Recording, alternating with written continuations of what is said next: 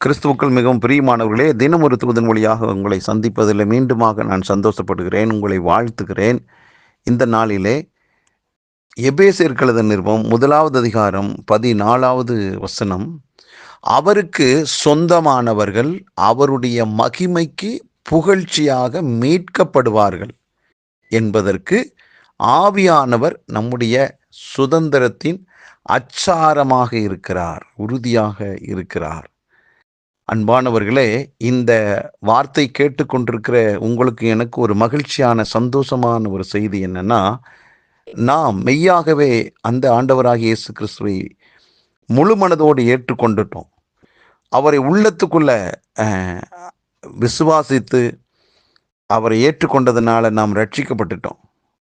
ரட்சிக்கப்பட்ட ஒவ்வொருவருமே அவருக்கு சொந்த பிள்ளையாக நாம் மாறிவிட்டோம், அவருக்கு சொந்தமாயிட்டோம். இந்த நிலையில தான் நாம் இருக்கிறோம் என்பதை மறந்து விடாதீர்கள். நான் அவருக்கு சொந்தமாயிட்டேன். அப்படி அவருக்கு சொந்தமானதை யாருமே இழக்க மாட்டாங்க. அவங்களுக்கு ஒன்று சொந்தமாயிருச்சுன்னா அவ்வளோ சீக்கிரத்தில் யாரும் அதை இழக்க மாட்டார்கள். அப்போ நாம் வானத்தையும் பூமியும் படைத்த சர்வ வல்லமை படைத்த தெய்வத்துக்கு சொந்தமாயிட்டோம் என்ற அந்த முழு நிச்சயம் நமக்கு இருக்கிற போது, உலகத்தில் நடக்கிற உங்களுக்கு எதிராக புறப்படுகிற எந்த காரியத்தை கொண்டு நாம் பயப்பட வேண்டிய அவசியம் இல்லை. அது எந்த ரூபத்தில், எவ்வளவு வேகத்தில் வந்தாலும், எவ்வளவு வீரியத்தில் வந்தாலும் நாம் பயப்பட வேண்டிய அவசியம் இல்லை. ஏனென்றால் நான் எனக்கு சொந்தமல்ல, என்னை படைத்த என் ஆண்டவருக்கு நான் சொந்தமாயிட்டேன். அப்போ என்னுடைய காரியங்கள் எல்லாவற்றையும் அவர் பார்த்து கொள்வார். ஆம், ஒரு வாலிப பிள்ளையை ஒரு வாலிபனுக்கு திருமணத்தில் இணைத்து வைக்கிறாங்க. அப்போ என்றைக்கு திருமணத்தில் அவங்க இணைக்கப்பட்டுட்டாங்களோ அதுக்கப்புறம் அந்த பெண்ணினுடைய நல்லது கெட்டது எல்லாமே கவனிக்க வேண்டிய பொறுப்பு அவளுடைய கணவனைத்தான் சாரும். எந்த விஷயமாக இருந்தாலும் அதை காட்டிலும் அதிகமாக அக்கறையும் அன்பும் கொண்டவர் ஆண்டவராகிய இயேசு கிறிஸ்து. உங்களையும் என்னையும் அவருக்கு சொந்தமாய் வைத்திருக்கிறபடினால இன்றைக்கு நீங்கள் எந்த பிடியில சிக்கி இருந்தாலும், எந்த தீர்க்க முடியாத பிரச்சனையில் இருந்தாலும், எப்பேற்பட்ட வியாதியோடு புலம்பிக் கொண்டிருந்தாலும், இன்னைக்கு உங்களுக்கு ஒரு நல்ல செய்தி என்ன, நீங்க எந்த விஷயத்துல சிக்கப்பட்டிருக்கிறீங்களோ அதுல விரைவில் நீங்கள் மீட்கப்படுவீர்கள். உங்களை 100% அவர் விடுதலையாக்குவார். அந்த பிரச்சனையிலிருந்து நீங்கள் முற்றிலுமாக நீங்கள் விடுவிக்கப்பட்டு மகிழ்ச்சியின் வாழ்வை வாழ போறீங்க.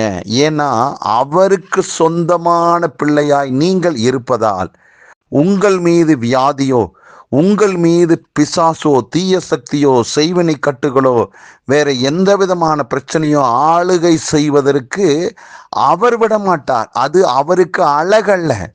நீங்கள் மீட்கப்பட்டா தான், நீங்க சுகமாக இருந்தா தான், நீங்க வெற்றியுள்ள ஒரு வாழ்வு வாழ்ந்தா தான் அவருடைய பெயருக்கு புகழ்ச்சி உண்டாகும், அவருடைய நாமத்துக்கு மகிமை உண்டாகும்.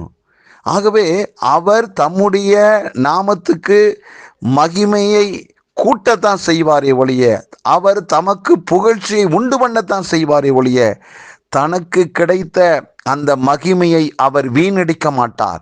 தனக்கு கிடைக்க வேண்டிய புகழை அவர் வீணடிக்க மாட்டார், விட்டு கொடுக்க மாட்டார்.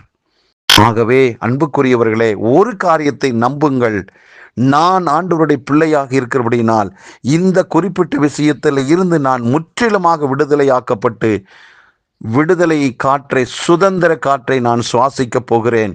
நிச்சயமாக எனக்கு ஒரு நல்ல மறுவாழ்வு உண்டு. நான் மீட்கப்பட்டவன், நான் எழும்புவேன், பிரகாசிப்பேன் என்று விசுவாசமான வார்த்தைகளை சொல்லுங்கள். விசுவாசத்தோடு சொல்லுங்கள். நீங்கள் சொன்னபடியே உங்களுக்காகும். இந்த நாள் உங்களுக்கு ஒரு வெற்றி நாளாக அமையட்டும். பரலோக பிதாவே, உம்முடைய குமாரனாகிய இயேசு கிறிஸ்துவை எங்களுக்காக அனுப்பி எங்களுக்கு மேலே இருந்த பாவ சாப வியாதி எல்லாவற்றிலிருந்து விடுதலையாக்கி மீட்டு கொண்டீங்கப்பா. ஆண்டவரே, மீட்டு கொள்ளப்பட்ட ஆண்டவர் உங்களுடைய பிள்ளையாய் நாங்கள் மாறிவிட்டோம். மீட்டு கொள்ளப்பட்ட அத்தனை பேர் உமக்கு சொந்தமாய் மாறிவிட்டோம். ஆகவே எந்த சூழ்நிலையிலும் எங்களை நீர் இழக்க மாட்டீர்.